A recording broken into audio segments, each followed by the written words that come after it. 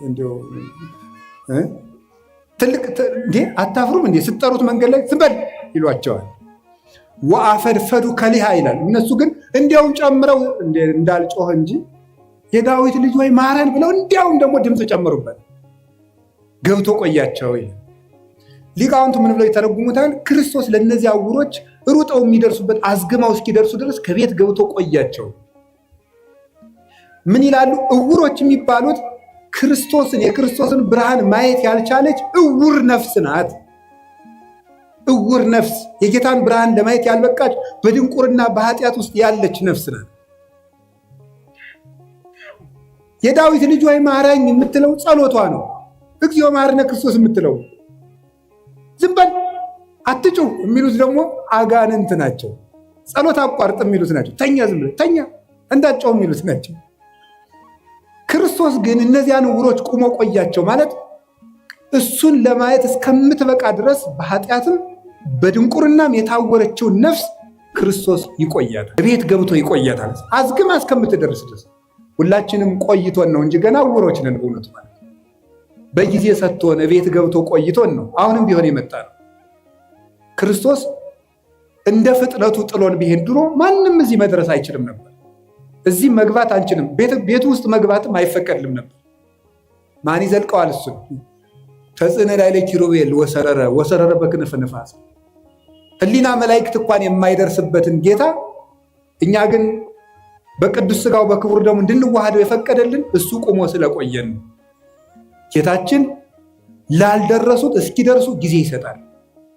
እናንተ ጊዜ ትሰጣላችሁ? ቶሎ አልገባው ላለ ሰው ጊዜ ትሰጣላችሁ? አንተ ደደብ እስከ መቼ ድረስ ነው ከአንተ ጋር የምኖረው አትሉ? ጊዜ ትሰጣላችሁ? ቁማችሁ ትቆይታላችሁ? ሰው እስኪስተካከል፣ ጠባዩ የከፋ ሰው እስኪስተካከል ትቆያላችሁ? ወዲያው ነው። ማንም ማንን አይቆይም። አሁን ጥሎ መሮጥ ነው በቃ።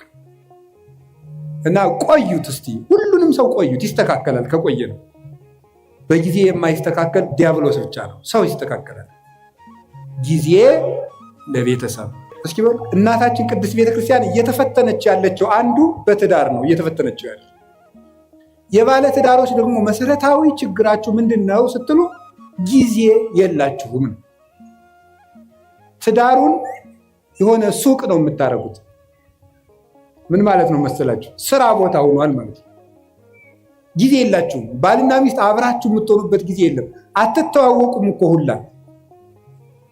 ጊዜ ያልሰጣችሁት ሰው ይኸውላችሁ፣ በሰነፍ አዝመራ አለፍኩ አረም በቅሎበትም አየሁት አለ ሰሎሞን። በሰነፍ አዝመራ አለፍኩ አረም በቅሎበት አገኘሁት። ለሚስት ጊዜ ከሌለ ዞር ዞር ብለህ ስትመጣ አረም በቅሎባት ነው የምታገኘው። አረም ይበቅልባታል። የነገር አረም፣ ሌላም አረም፣ ሌላም አረም። የአረም አይነቶችን አግሪካልቸር ባለሙያ ጠይቁ። ብዙ አረም ነው የሚበቅልባት። እግራቸዋለሁ። ለባሎቻችሁ ጊዜ ከሌላችሁ ብዙ አረም ያበቅላል፣ ይሸፍታል ልብ። እነዚያን አረሞች ደግሞ ነቅሎ የሚጥላቸው የለም። አረሙን እንነቅላለን ስትሉ ስንዴውን ትነቅሉብኛላችሁ እንዳለ ጌታ በዚያችሁ ትንሽ ችግር በበቀለችው አረም በአመል መግፋት ስትጨቃጨቁ ራሱን ማጣትም ይመጣል። ስለዚህ ጊዜ ይኖራችሁ። ሁለተኛው የምነግራችሁ ጊዜ ለማዳመጥ ጊዜ ስጡ። አሁን ብዙ ሰው አይሰማም። እንዲያውም አንዳንድ ጊዜ እኔ እንዲሁ በአማርኛ ልንገራችሁ፣ እንዲሁ በአማርኛ አሁን እኔ ራሴ በግሌ ለምክር ብዙ ምዕመናንን አገኛለሁ። አንድ ሰዓት ያወሩኛል። ዝም ብዬ ማለት አንድ ሰዓት ያወሩና 10 ደቂቃ መፍትሄ መናገር ሲጀምር ራሳቸውን ማልከክ ይጀምራል። ታሟል እኮ ሰው በጣም ታሟል። እንዲሁ እናቴ እንዲሁ መናገር ነው የሚፈልገው። በቃ ተናግሮ ብቻ መሄድ። እንዲሁ አንዳንድ ጊዜ 2-3 ሰውም ታዝብ ያውቃሉ። ተናግሮ ምንም መፍትሄ ሳልነግረው እግዚአብሔር ይስጥልኝ አባ ደህና ያዋሉ ብሎ ሄደ። እኔ ምን አድርጌለት ነው የሰው የሚመርቀኝ? ለምንድን ነው ስትሉ ሰው የሚናገርበት ሜዳ አጥቷል ማለት ነው። የሚናገርበት ሜዳ አጥቷል። ስለዚህ አዳምጡት እና ማዳመጥ ጀመሩ። እግዚአብሔር ስንት ጆሮ ነው የሰጠን? ንገሩኝ እንጂ ስንት አፍ ነው የሰጠን? እንዴ ይሄ ምን ማለት ነው? ብዙ አዳምጣችሁ ስንት ተናገሩ ነው? አንድ ተናገሩ ነው። እናንተ ደግሞ 100 ማውራት አንድ ማዳመጥ፣ አንድ ማሰብ። 100 ማውራት ነው። ይሄ የወሬ ሱስ ደግሞ ሰው አሁን እኮ ሁሉም ሰው ቲክቶከር የሆነው እቤት የሚሰማው ስላጣ ነው።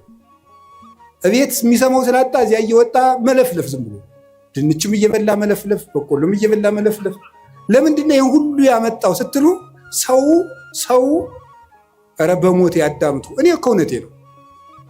ማዳመጥ ው ያዕቆብ መልእክት ምዕራፍ 1 ቁጥር 19 ላይ ኩን ፍጡነ ለሰሚ ወጉንዶ ለነቢብ፣ ሰው ሁሉ ለመስማት ለማዳመጥ የፈጠነ ለመናገር የዘገየ ይሁን ይላል።